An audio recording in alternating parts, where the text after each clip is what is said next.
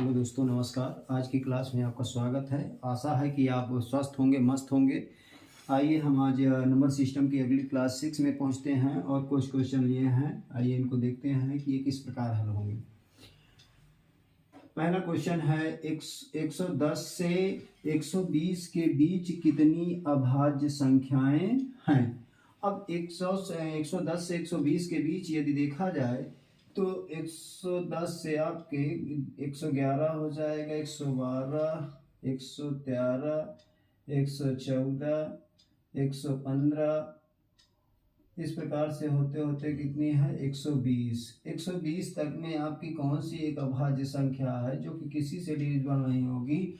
113 है और ये सभी चीज क्या हो जाएगी, का डिविजिबल है, क्योंकि यहाँ पे देखिए 2, 3, 3 से ये भी डिविजिबल है, यहाँ पे ये 2 से डिविजिबल है और ये भी आपकी डिविजिबल है। तो इस प्रकार से आपका ऑप्शन नंबर क्या हो जाएगा, बी। कौन सी संख्या यहाँ पे कितनी है, अभाज्य संख्या है, एक अभाज्य संख्या है। निम्नलिखित में सेकंड क्वेश्चन में देखेंगे कि निम्नलिखित में से कौन सी संख्या एक अभाज्य संख्या है। अब यहाँ पे तो ऑप्शन दिया हुआ है 161, बी वाला ऑप्शन है 121, सी है 373 और डी है आपका 437। ये आपके ऑप्शंस दिए हुए हैं। अब इसमें अभाज्यता का देखेंगे तो यहाँ पे इसको देखते हैं कि ये किससे कट रहा है। ये आपका जो है देखिए 161 है, तो यहाँ से 7 दूनी 14 और 7 त्रिक 21, 7 दूनी 21, 23 गुणे 7, इसका मतलब ये 7 से डिविजिबल है। 21 में ये 11 ग्राम 121 हो जाएगा, कितना हो जाएगा 11 ग्राम 121। इसके बाद ये भाज्य में है और यहाँ पे इसको देखें तो ये आपका यहाँ पे 437 आपका 437 को यदि हम काटें तो 19 से कटेगा तो 19 और यहाँ पे 19 का गुणा करें 23, कितना हो जाएगा 23। इसका मतलब ये 19 से कट रही है। यदि यहाँ पे इसको देखें तो ये संख्या किसी से नहीं कट रही है, तो अभाज्य संख्या आपकी कौन सी हो जाएगी, ऑप्शन नंबर सी 373। कितना हो जाएगा 373। उसके बाद अगला क्वेश्चन आता है प्राकृतिक संख्या n के लिए n³ - 1 किस बड़ी से बड़ी संख्या से विभक्त होगा।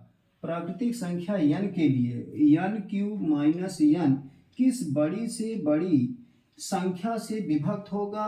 3 है, 6 है, 12 है, 18। अब इसके लिए हम यहाँ पे देखेंगे कि यदि हम देखें कि यहाँ पे लिखा हुआ है n³ - 1, अब यदि हम n कॉमन ले लेते हैं तो यहाँ बन जाएगा n² - 1, कितना हो जाएगा n² - 1। n का मान यदि हम 1 ले लेते हैं तो यहाँ पे क्या हो जाएगा 1 इंटू, यहाँ पे देखिए 1 का स्क्वायर -1 अर्थात कितना हो गया 0 आ जाएगा। यदि n बराबर 2 ले लिए तो यहाँ 2 हो गया। यहाँ पे देखिए 2 का स्क्वायर -1 अर्थात कितना हुआ 4 में से गए 3, 2 गुणे 3 अर्थात कितना हो गया 6 हो गया। n बराबर यदि हम 3 ले लेते हैं तो 3 देखिए 3 इंटू 3 त्रिकाई 9, 9 में से आपका गया तो 8 हो गया, तो 8 त्रिक 24, तो 6 चौको 24। इस प्रकार से n बराबर यदि हम 4 ले लेते हैं तो 4 इंटू 4 चौक 16, 16 में से 1 गया तो कितना हो जाएगा आपका 15 हो जाएगा। तो 15 तो यहाँ पे 4 तो आपका हो जाएगा 15 चौको 60, इस 6 गुणे 10। इसका मतलब क्या होगा, बड़ी से बड़ी संख्या कितनी आएगी आपकी 6, सभी में आ रहा है 6 के डिविजिबल में। तो इसका मतलब क्या हुआ कि n³ - n बड़ी से बड़ी संख्या किससे विभक्त होगी 6 से, कितना 6 से। इसके बाद अगला क्वेश्चन देखते हैं यदि n एक धन पूर्णांक संख्या है तो 3⁴n - 4⁴n सदैव निम्नलिखित में से किस संख्या से पूर्णतः विभक्त होगा। अब यहाँ पे दिया हुआ है कि आपका दिया हुआ है कि 3 की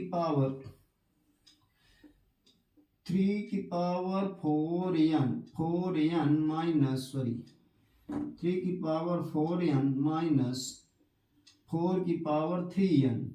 यदि हम इसको वर्क करते हैं, 3 त्रिकाई 9 त्रिक 27 त्रिक 81 माइनस 4 चौक 16 चौको 64, 4 का क्यूब का क्या हो जाएगा 64 की पावर n।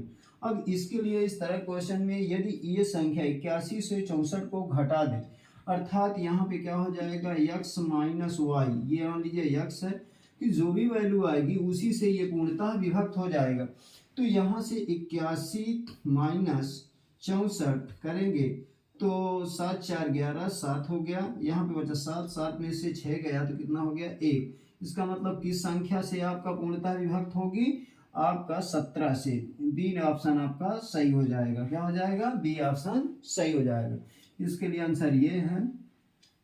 यदि अगला क्वेश्चन है, यदि n एक प्राकृतिक संख्या हो तथा 10 की पावर n-1 के अंकों का योग 4707 हो तो n का मान कितना होगा। ये ऑप्शंस आपके दिए हुए हैं। ए बराबर है, ए का वैल्यू दिया हुआ है एक ऑप्शन में 477, बी है 523 और सी है 532 और डी है 704। अब इसको आइए देखते हैं कि कैसे हल करेंगे। कह रहा है कि n एक प्राकृतिक संख्या है। प्राकृतिक का मतलब हो गया n को हम 1 2 3 4 5 अप टू n तक ले सकते हैं। तो यहाँ पे 10 की पावर n कितनी बार आएगा, में x कितना हो जाएगा, में x 9 बार आया। कितने 9 बार मान लीजिए आया। तो x कितने बार 9 बार आ रहा है, तो यहाँ पे हो जाएगा 9x बराबर कितना योग है इसका आपका 4707। तो x बराबर कितना हो जाएगा 4707 डिवाइडेड बाई 9। 9 से भाग देंगे, 9 पचे 45, 45 हो गया 45 6 से 5 9 दून 18, 18 2 20, 9 त्रिक 27, कितना हो जाएगा। इसका मतलब आपका n का मान कितना होगा 523, कितना हो जाएगा 523। ये ऑप्शन नंबर क्या हो जाएगा बी, आपका option number B. I think आप लोगों को ये क्वेश्चन समझ में आए होंगे। स्क्रीनशॉट लेना चाहें तो आप स्क्रीनशॉट ले सकते हैं। इसी के क्रम में अब हम आगे देखेंगे कुछ क्वेश्चंस।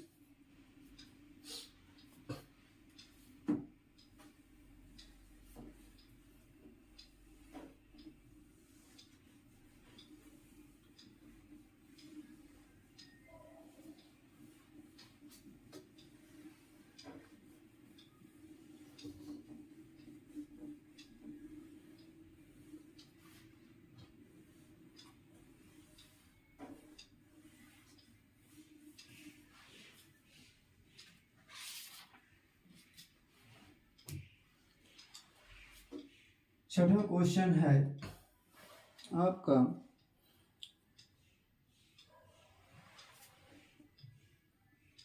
127 की प्लस 97 की पावर ऑफ 127, यहाँ भी 127 तथा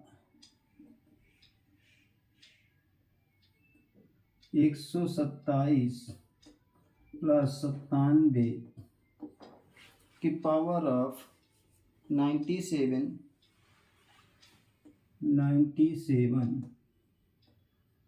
का उभयनिष्ठ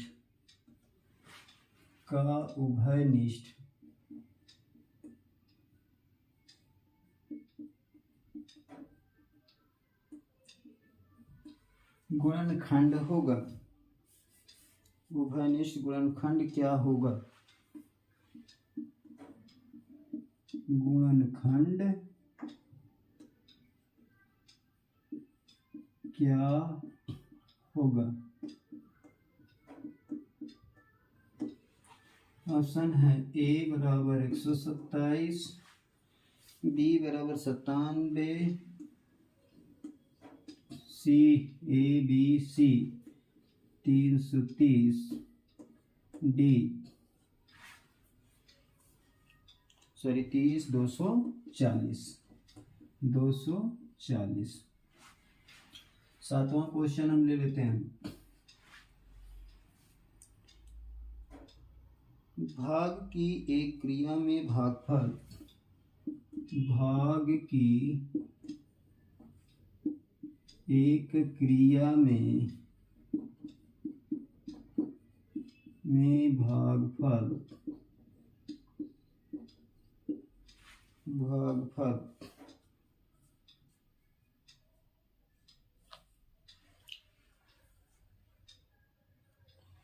403 भाजक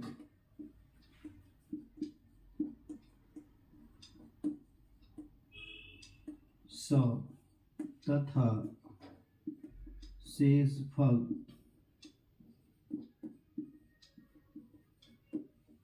58 हो तो भाज्य कितना है? भाज्य कितना है? ऑप्शन है ए बराबर 40,458, डी है 34,058, सी है 43,058 और डी है 40,358। आठवां क्वेश्चन,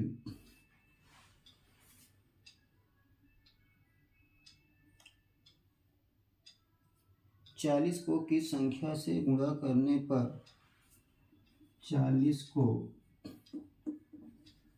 किस संख्या से गुणा करने पर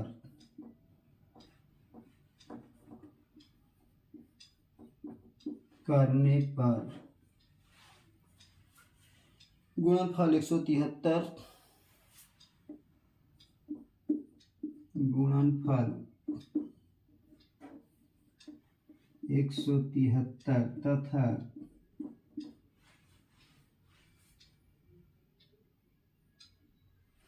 240 के गुणन के बराबर होगा।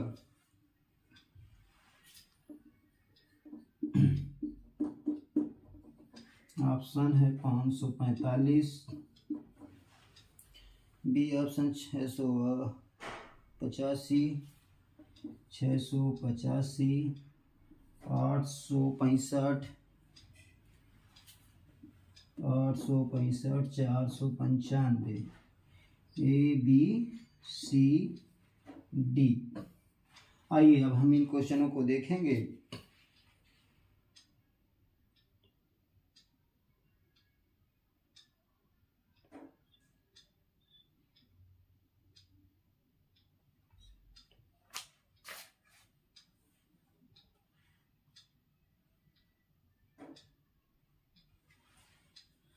तो यहाँ पे 127 की पावर ऑफ 127 प्लस 97 की वो घात है 127 तथा कह रहा है कि 127 की पावर 197 प्लस 97 पावर 97 का उभयनिष्ठ गुणनखंड क्या होगा? आपके ये ऑप्शंस दिए हुए हैं 127, 97, 30 और 240, 27, 97, 240। तो आइए इसमें देखते हैं। अब यहाँ पे यदि इस प्रकार की कोई संख्या आती है, x की पावर n है या कोई भी 2n या कुछ भी हो प्लस y की पावर आपका 2n हो, तो इस प्रकार की संख्याओं में दोनों संख्याओं का योग x प्लस y आधार का योग कर दीजिए। यहाँ पे 127 प्लस 97 कितना हो जाएगा, 7 कितना हो गया, 14, और यहाँ पे 9 7 9 2 11, और यहाँ पे 214,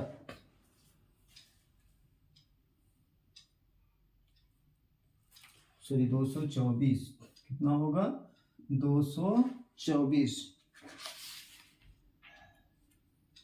ये ऑप्शन आपका 224 है, कितना है 224। तो आपका आंसर यहाँ पे ऑप्शन सी गलत लिख दिए थे हमने, 224 है, कितना है 224। ऑप्शन नंबर क्या हो जाएगा आपका, डी हो जाएगा। इसी प्रकार से इसी क्रम में अगला क्वेश्चन है 7वां, भाग की एक क्रिया में भागफल 403 भाजक 100 तथा शेषफल 58 हो तो भाज्य कितना होगा। हम फार्मूला जानते हैं कि भाज्य बराबर क्या होता है, देखिए भाज्य बराबर भाजक गुणे भागफल प्लस शेष, यही होता है फार्मूला। तो यहाँ पे देखिए आपका भाज्य ज्ञात करना है, भाजक कितना है आपका 100 है, भागफल कितना है 403 है, और शेष कितना है 58 है। तो यहाँ से देखिए आपका भाजक 100 गुणे 403 गुणे प्लस 58, कितना हो गया 58। तो यहाँ हो गया 40300 प्लस 58, कितना हो जाएगा, इसको ऐड करेंगे तो आपका आ जाएगा 40,358, कितना है 40,358। ऑप्शन नंबर क्या हो जाएगा आपका, डी सही है, क्या है डी सही है, ऑप्शन नंबर डी आपका आएगा। इसी के क्रम में अगला क्वेश्चन है, 40 को किस संख्या से गुणा करने पर भागफल 173 240 के गुणन के बराबर होगा। ऑप्शन है 545, 600, आपका कितना है 685, 865 और 495। तो इसमें देखेंगे कि कितने 40 नहीं, यहाँ क्वेश्चन में दिया हुआ है 48, कितना है 48 को किस संख्या से गुणा करने पर, बाई मिस्टेक मैंने 40 लिख दिया था, सॉरी।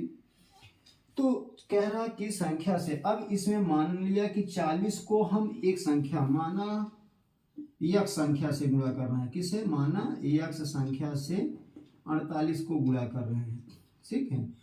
माना यक्ष संख्या से 48 को गुणा करने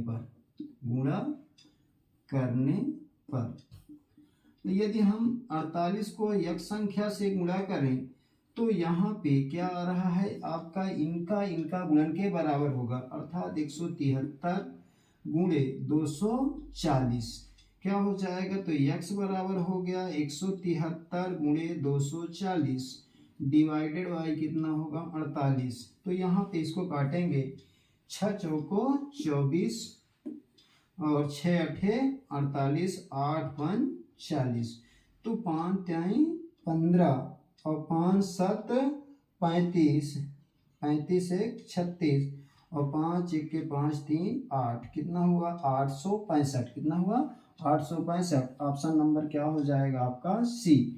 आज हम इतने क्वेश्चन लिए, 8 क्वेश्चन आपको आई थिंक समझ में आ गए होंगे। अगली class next day. Thank you, धन्यवाद।